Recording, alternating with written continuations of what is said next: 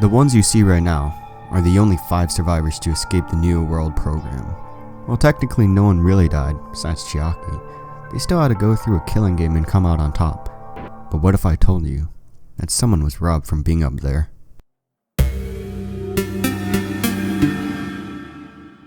The ones in question are Fuyuhiko Kuzuryu and Hyoko Seonji, which more or less have the same type of personality.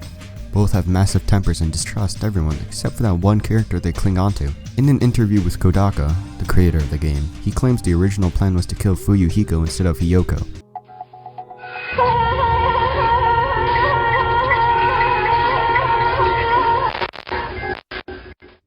There were some traces left due to the change if you look closely. It explains why Hyoko's death wasn't explained whatsoever, not even going into which weapon was used. The reasoning for her to leave to the theater was weak as well, but I'm not one to judge. Yeah, she went to the venue on her own just to fix her messed up kimono.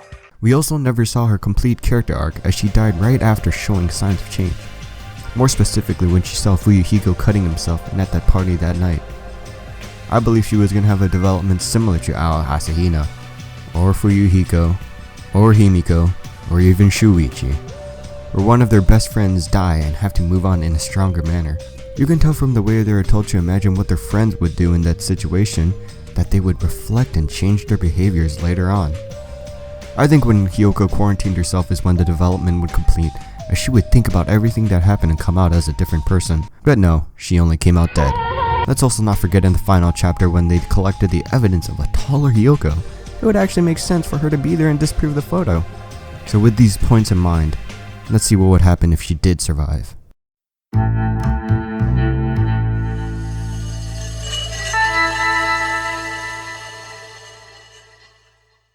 Now, while there isn't any canon continuation, the best I can provide is a theory. In this chapter, we know Fuyuhiko cuts himself and is sent into the hospital, but miraculously, he's able to move and is all better in the same day. Realistically, he should still be recovering back in the hospital for at least 2 days as his wounds look deep, but that's just speculation. Maybe his determination pulled him through. Anyway, while he's still in the hospital, everything still plays out the same with Akane, Ibuki, and Nagito. However, since Fuyuhiko is still being treated for his wounds, another person will have to stay with Hajime. It will most likely be Kazuichi, as he was the only one who responded strongly when it was suggested that it was Monokuma's trap. But it doesn't matter who, because they'll survive. Hooray! So on the night of the murder, while Mikan is leading Ibuki out of the hospital, Fuyuhiko overhears something and follows them.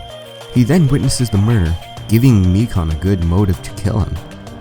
You know. So there wouldn't be any loose ends? As for the murder weapon, they could somehow relate it back to the knife he used to cut himself back in the diner.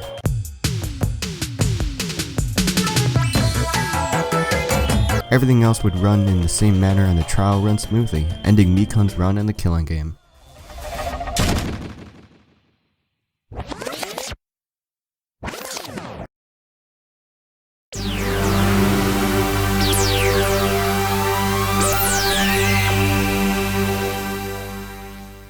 When everyone is trapped inside the funhouse, Hyoko would most likely pair up with Akane, giving the same speech as Fuyuhiko, talking about how they should appreciate those before they're gone. After discovering the different houses, the group divides, but Hajime no longer has any reason to stay with the girls as he will take Fuyuhiko's room and Hyoko will replace his old room. I've always thought that the interactions in the Grape House were off and how the Strawberry House would have been more interesting to stay in. Oh yes, you could travel to the other house, it took too long and I got lazy.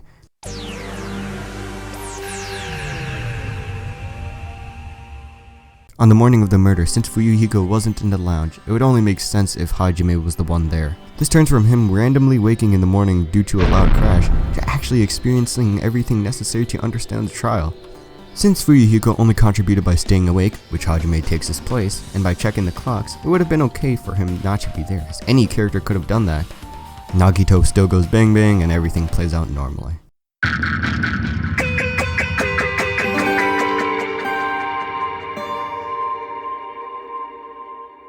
Fuyuhiko doesn't really do much in these chapters as everyone is focused on bigger... oh, he's dead. These last chapters really don't do much with developing characters, as they just want to progress the plot. As mentioned before, there is one scene where they find a grown-up picture of Yoko, and I guess it would have been better if she was there, but that's it. Junko makes everyone sad, I'll never let anyone choose again! And everyone's happy again and she dies. But is this how it should have gone?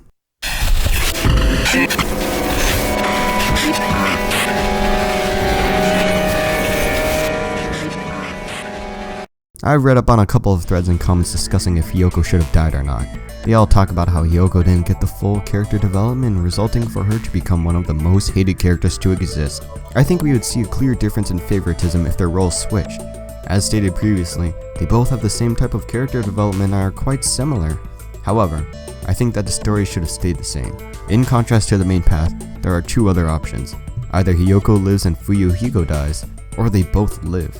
By the way, having them both die is a bit of a stretch, so I don't consider that a viable option. If Fuyuhiko dies, when was he gonna open up to anyone? In the first two chapters, he was being a stubborn loner who refused to associate with anyone.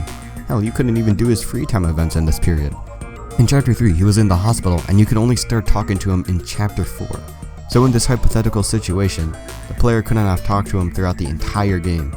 On the other hand, Hiyoko maintains her condescending manner, even in her free time events.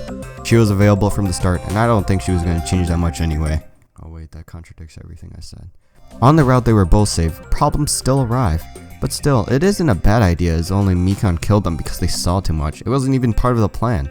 The good thing is we could have seen how Hiyoko would have changed her attitude towards everyone, especially Fuyuhiko. And that would have definitely earned her more respect by the community. There is still another issue where two of the characters have similar development. It would make their characters feel more recycled, but I think it could have been fine as their character and manners are pretty unique. I personally prefer this route, but I understand why Fuyuhiko was the one to live. He actually has a reason to be skeptical of others, and I think his eye patch resembles how he is now covering his paranoia of others. Yes. Look at that. Finally trusting everyone else and opening up. There are also multiple comments on how if he died, Peko's death would have meant nothing, which is fair to bring up. On the other hand, Hiyoko had a lack of parental guidance, creating her childish nature. She could have become a better person, especially how she's around more mature people, influencing her to become a tad bit more respectable, but I think Fuyuhiko had more depth and potential. Did anyone deserve to die? Does it even matter? Who knows? After all, I'm just some guy on the internet.